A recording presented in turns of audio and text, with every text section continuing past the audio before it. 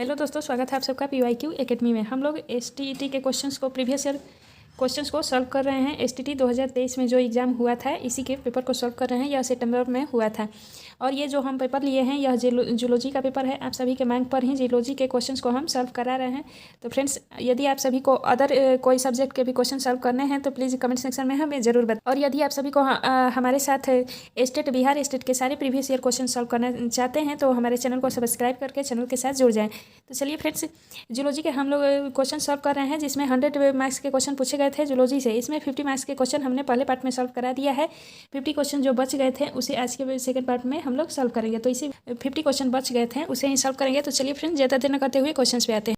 आज का first question है, IAIB जीनोटाइप वाला व्यक्ति रक्त समूह AB दर्शाएगा। इसका कारण यह है, यानी कि IAIB जीनोटाइप वाला व्यक्ति रक्त समूह AB क्यों दर्शाएगा, इसका कारण क्या है।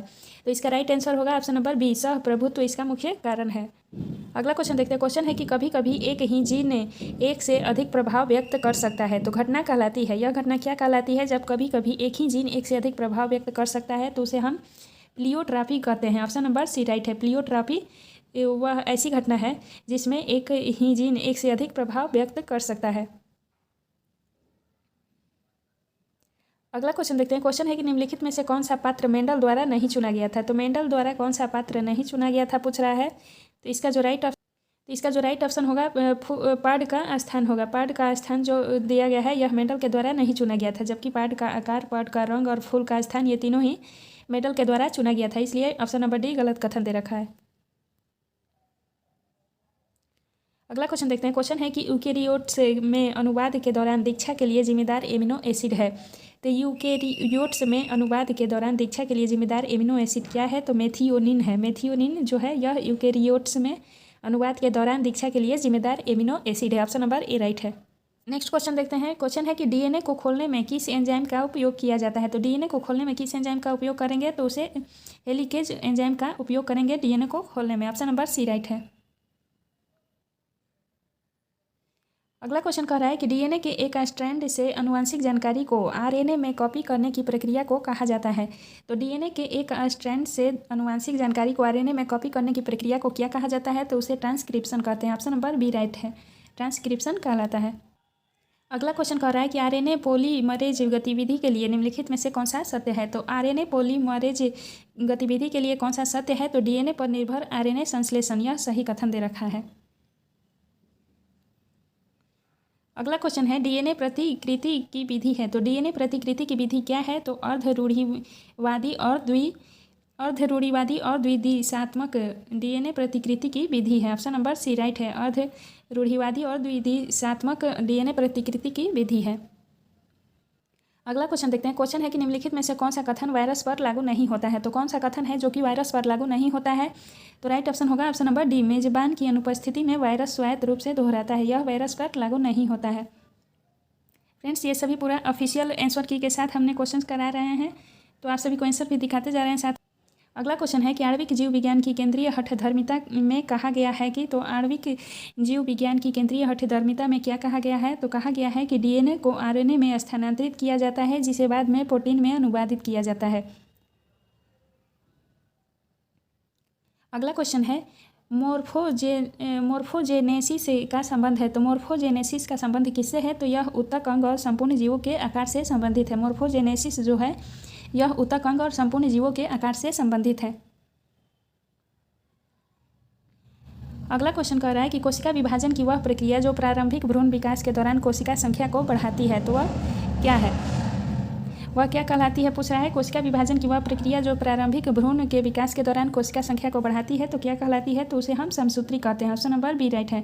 कोशिका विभाजन की वह प्रक्रिया जो प्रारंभिक भ्रूण विकास के दौरान कोशिका संख्या को बढ़ाती है वह समसूत्री कहलाती है। ऑप्शन नंबर बी राइट है। अगला क्वेश्चन है, स्तनधारी भ्रूण के विकास के दौरान कौन सी संरचना ब्लास्टोसिस्ट की सबसे बाहरी परत बनाती है? क्वेश्चन है कि स्तनधारी भ्रूण के विकास के दौरान कौन सी संरचना ब्लास्टोसिस्ट की सबसे बाहरी परत बनाती है? तो वह है ट्रोफोब्लास्ट। ट्रोफोब्लास्ट जो है यह ऐसी संरचना है जो ब्लास्टोसिस्ट की सबसे बाहरी परत बनाती है। ऑप्शन नंबर डी राइट है। अगला क्वेश्चन है, कोशिकाओं के एक समूह द्वारा पड़ोसी कोशिकाओं में विशिष्ट कोशिका भाग्य के प्रेरण को कहा जाता है।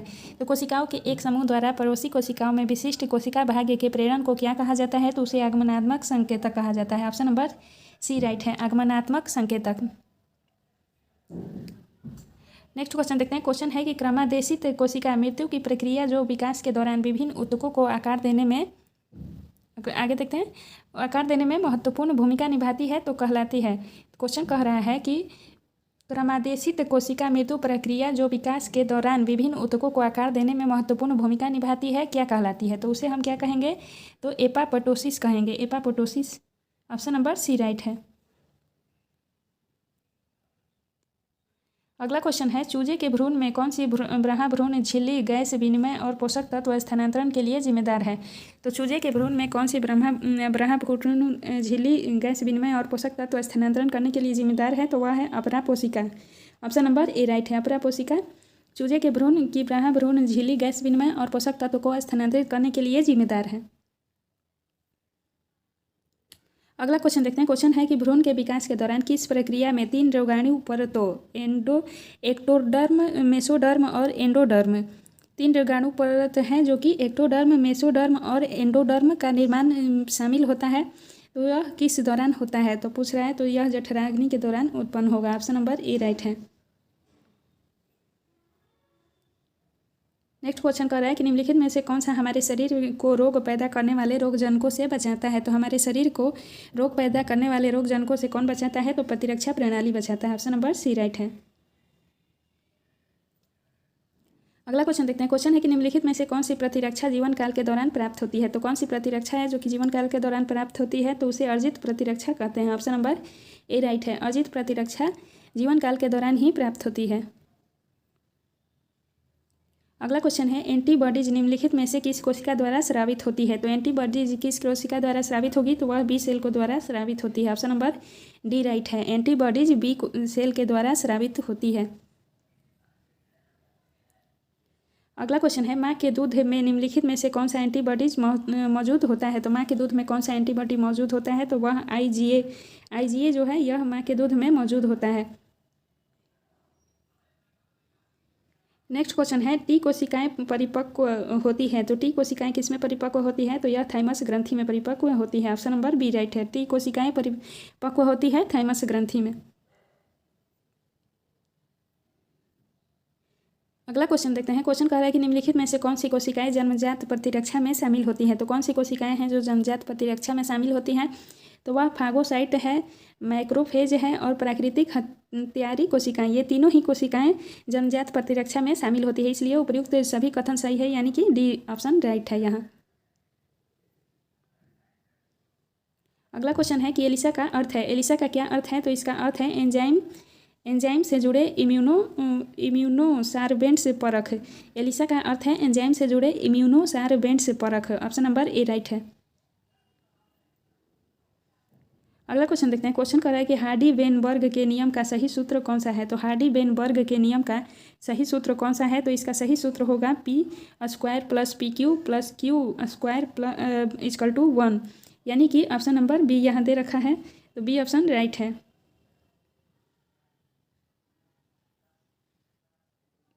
नेक्स्ट क्वेश्चन कर रहा है कि किस वैज्ञानिक ने अपने पुनर्पूंजीकरण सिद्धांत में कहा था कि, कौन सा वैज्ञानिक है जिसने अपने पुनर्पूंजीकरण सिद्धांत में कहा था कि, क्वेश्चन है, ओंटोजेनी फाइलोजेनी को पुनर्पूंजीकृत करता है। तो कौन सा वैज्ञानिक है जिसने अपने पुनर्पूंजीकरण सिद्धांत में कहा कि ओंटोजेनी फाइलोजेनी को पुनर्जीवित करता है?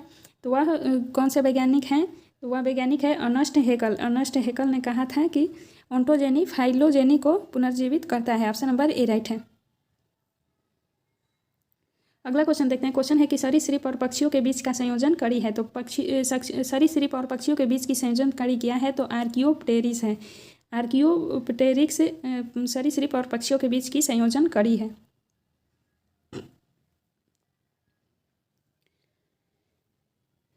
अगला क्वेश्चन देखते हैं। क्वेश्चन है कि डायनासोर का स्वर्ण युग है। तो डायनासोर का स्वर्ण युग क्या है? तो वह है मेसोजोइक। डायनासोर का स्वर्ण युग मेसोजोइक है।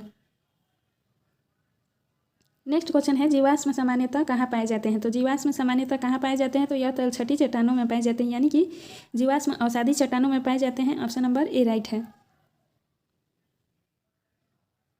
अगला क्वेश्चन है ओपेरिन के अनुसार निम्नलिखित में से कौन सा पृथ्वी के आदिम वातावरण में मौजूद नहीं था। तो ओपेरिन के अनुसार कौन सा पृथ्वी के आदिम वातावरण में मौजूद नहीं था, तो वह ऑक्सीजन है। ऑक्सीजन पृथ्वी के आदिम वातावरण में ओपेरिन के अनुसार मौजूद नहीं था। तो ऑप्शन नंबर बी राइट है। नेक्स्ट क्वेश्चन देखते हैं। क्वेश्चन है कि जो व्यक्ति उच्च रक्तचाप से पीड़ित है उसे इसमें कटौती करनी चाहिए। तो जो व्यक्ति उच्च रक्तचाप से पीड़ित है तो उसे किसमें कटौती करनी चाहिए, तो सोडियम में उसे कटौती करनी चाहिए। ऑप्शन नंबर ए राइट है। अगला क्वेश्चन देखते हैं। क्वेश्चन है कि निम्नलिखित में से किसका ऊष्मीय मान सबसे अधिक है। तो ऊष्मीय मान किसका सबसे अधिक है, तो वसा का ऊष्मीय मान सबसे अधिक होता है। ऑप्शन नंबर बी राइट है।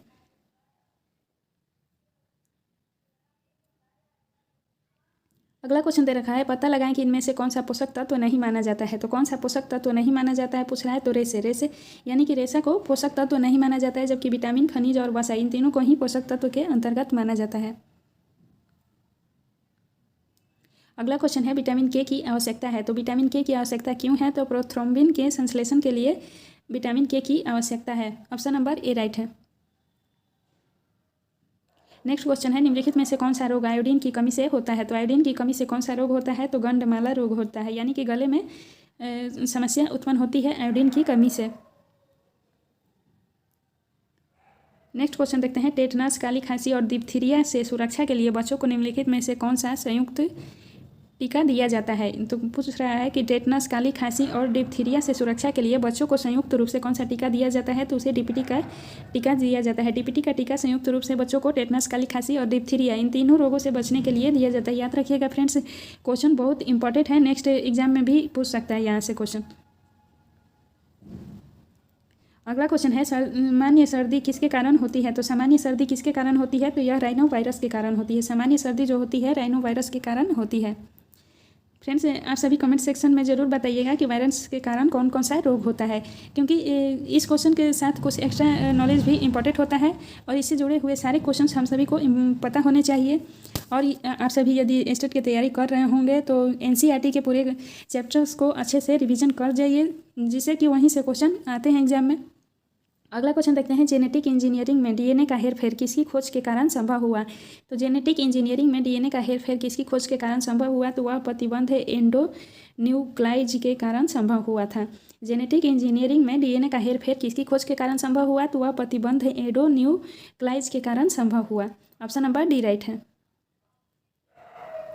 अगला क्वेश्चन कह रहा है प्लाज्मिड क्या है। प्लाज्मिड क्या है पूछ रहा है, तो सूक्ष्म जीवों के डीएनए के अतिरिक्त अनुवांशिक भाग को प्लाज्मिड कहा जाता है। Option number A he right है। नेक्स्ट क्वेश्चन है प्रतिबंध एंजाइम है। प्रतिबंध एंजाइम क्या है, तो आणविक कैंची जो है यह प्रतिबंध एंजाइम है। ऑप्शन नंबर सी राइट है। अगला क्वेश्चन देखते हैं मानव जीनोम अनुक्रमण के लिए आमतौर पर किस वेक्टर का उपयोग किया जाता है। तो मानव जीनोम अनुक्रमण के लिए कि आमतौर पर किस वेक्टर का उपयोग किया जाता है, तो BAC वेक्टर का उपयोग किया जाता है। ऑप्शन नंबर बी राइट है। BAC वेक्टर का उपयोग मानव जीनोम अनुक्रमण के लिए किया जाता है। अगला क्वेश्चन देखते हैं। क्वेश्चन है कि पॉलीमरेज चेन रिएक्शन यानी कि PCR क्या है, तो पॉलीमरेज चेन रिएक्शन है के चरणों का सही क्रम है। इसके चरण का सही क्रम पूछ रहा है, तो विकृतीकरण, एनीलिंग और विस्तार ये ही PCR का सही क्रम है। ऑप्शन नंबर सी राइट है। विकृतीकरण, एनीलिंग और विस्तार PCR का सही क्रम है। अगला क्वेश्चन देखते हैं। क्वेश्चन है कि एंजाइम टैग पॉलीमरेज प्राप्त होता है। तो एंजाइम टैग पॉलीमरेज किससे प्राप्त होता है, तो थर्मस एकाटिकस से प्राप्त होता है। ऑप्शन नंबर डी राइट है। थर्मस एकाटिकस से एंजाइम टैग पॉलीमरेज प्राप्त होता है। नेक्स्ट क्वेश्चन देखते हैं। क्वेश्चन कह रहा है कि सबसे महत्वपूर्ण मानवीय गतिविधि जो वन्य जीवों को विलुप्त होने का कारण बनती है। तो मानव गतिविधि कौन सी है जो वन्य जीवों के विलुप्त होने का कारण बनती है, तो यहाँ राइट ऑप्शन होगा प्राकृतिक आवासों में परिवर्तन और विनाश। ऑप्शन नंबर डी राइट है। अगला क्वेश्चन देखते हैं। क्वेश्चन है कि निम्नलिखित में से कौन सा इन सीटू संरक्षण के अंतर्गत शामिल नहीं है। तो इन सीटू संरक्षण के अंतर्गत कौन सा शामिल नहीं है, तो वनस्पति उद्यान जो है यह इन सीटू संरक्षण के अंतर्गत शामिल नहीं है, जबकि राष्ट्रीय उद्यान, अभयारण्य और बायोस्फीयर रिजर्व ये तीनों ही इन सीटू संरक्षण के अंतर्गत शामिल हैं। अगला क्वेश्चन कर रहा है कि निम्नलिखित में से कौन सा एक लुप्त प्राय जानवर है और एक राष्ट्रीय उद्यान का सही सुमेलित जोड़ा है। तो कौन सा लुप्त प्राय जानवर और उसके राष्ट्रीय उद्यान का सही जोड़ा दे रखा है, तो ऑप्शन नंबर सी होगा। गैंडा जो है यह काजीरंगा राष्ट्रीय उद्यान में प्रसिद्ध है। काजीरंगा नेशनल उद्यान किसके लिए प्रसिद्ध है, तो गेंडा के लिए प्रसिद्ध है और गेंडा विलुप्त यानी कि लुप्त प्राय जानवर के अंतर्गत आता है। तो ऑप्शन नंबर सी राइट है। अगला क्वेश्चन कह रहा है कि निम्नलिखित में से कौन सा चिपको आंदोलन की एक महान उपलब्धि है। तो चिपको आंदोलन की एक महान उपलब्धि कौन सा है, तो वनों की कटाई का सफलतापूर्वक विरोध करना चिपको आंदोलन की एक महान उपलब्धि है। यह उत्तराखंड में शुरू हुआ था और सुंदरलाल बहुगुणा चिपको आंदोलन के प्रणेता माने जाते हैं, ये भी याद रखिएगा फ्रेंड्स। क्वेश्चन पूछ रहा है कि वे प्रजातियां जो विलुप्त होने के कगार पर हैं कहलाती है। वे प्रजातियां जो विलुप्त होने के कगार पर हैं क्या कहलाती हैं, तो लुप्त प्राय प्रजातियां कहलाती हैं। ऑप्शन नंबर सी है। अगला क्वेश्चन है पवित्र उपवन है। पवित्र उपवन क्या है, तो ऑप्शन नंबर ए राइट है। बड़े जंगलों के हिस्से जो स्थानीय लोगों से अछूते रह गए हैं वहीं पवित्र उपवन है। ऑप्शन नंबर ए राइट है। फ्रेंड्स, आप सभी सोच रहे होंगे ये सभी क्वेश्चन कहाँ से पूछे गए हैं, तो सीधे सीधे एनसीईआरटी के लाइन्स ही उठा के पूछे गए हैं ये क्वेश्चन। तो एनसीईआरटी से दिए गए हैं ये सभी क्वेश्चन। आप सभी यदि फर्स्ट अटेम्प्ट में ही स्टेट क्लियर करना चाहते हैं तो एनसीईआरटी के पूरी लाइन को अच्छे से पढ़ जाइए। अगला क्वेश्चन है निम्नलिखित में से कौन भारत की जैव विविधता में गिरावट के लिए जिम्मेदार नहीं है। तो भारत की जैव विविधता में गिरावट के लिए कौन जिम्मेदार नहीं है, तो वन रोपण जिम्मेदार नहीं है। ऑप्शन नंबर डी राइट है। वन रोपण भारत की जैव विविधता में गिरावट के लिए जिम्मेदार नहीं है। तो फ्रेंड्स, यहाँ हमने पूरे 50 क्वेश्चंस करा दिए जो कि जूलॉजी के बाकी रह गए थे। यह जूलॉजी पेपर 2 के क्वेश्चन है। पेपर 2 के क्वेश्चंस हमने सॉल्व कराए हैं। इसमें फर्स्ट पार्ट हमने पहले सॉल्व करा दिया है और 50 क्वेश्चन जो बाकी रह गए थे आज के वीडियो में हम सॉल्व करा दिए हैं। तो फ्रेंड्स, आप सभी कमेंट सेक्शन में जरूर बताइएगा कि क्वेश्चंस कैसे लगे, और यदि आप सभी एस्टेट की तैयारी यानी कि प्रीवियस ईयर सारे क्वेश्चन सॉल्व करना चाहते हैं तो हमारे चैनल को सब्सक्राइब करके चैनल के साथ जुड़ जाइए। मिलते हैं नेक्स्ट वीडियो में नेक्स्ट टॉपिक के साथ। तब तक के लिए धन्यवाद।